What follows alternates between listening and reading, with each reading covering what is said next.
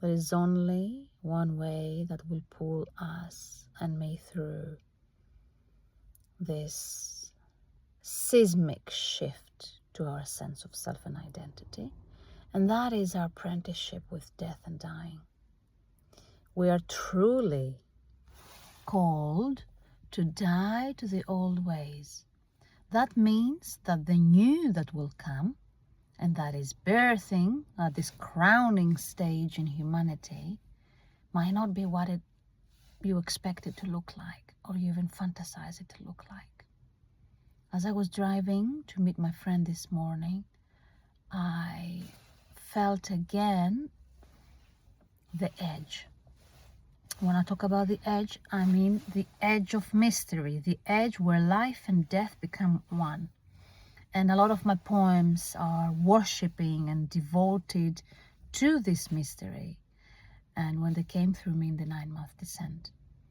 And I can notice, now I'm just emerging from another round of shadows, I can notice how the mind runs like a bullet to grasp at any meaning or any action of what needs to happen. And this is the edge. The edge is very simple and yet so challenging for the Western human, which is to stay devoted in clear seeing in the moment. And as a projector, personally, my journey is to surrender and be found in my recognition, in all that I do and offer. That's really hard for me. My mind has this very strong mind and is very used to have things planned and set out, as it's part of a gift of my ancestral lineage. So, and when we fall beneath the noise, it's actually a very palpable shift. We keep spiraling around the shadows. There's no arrival. Guys, just don't delude yourselves. When the soul needs to emerge, she emerges in a spiralic fashion. And every time, the energy of the subtle body descends a bit deeper into the flesh. And I'm learning to recognize these signals now, after a really strong dip in the shadows. Upon emergence, there's this energy that's filling me from head to toe, which is the subtle body of our soul signature that's deepening even deeper in our crevices, in our cells, in our wombs, in our gut. And it's giving us tingles. And if we're not aware, we can bypass and we can dismiss these sensory signals. This is my mission through my ancient mother spiral, to bring this clarity in that is born through my own journey of descent. And as a shadow walker, I was gifted with this big burden and blessing to illuminate this in me, and in doing so, to pave the way for more people to do the same.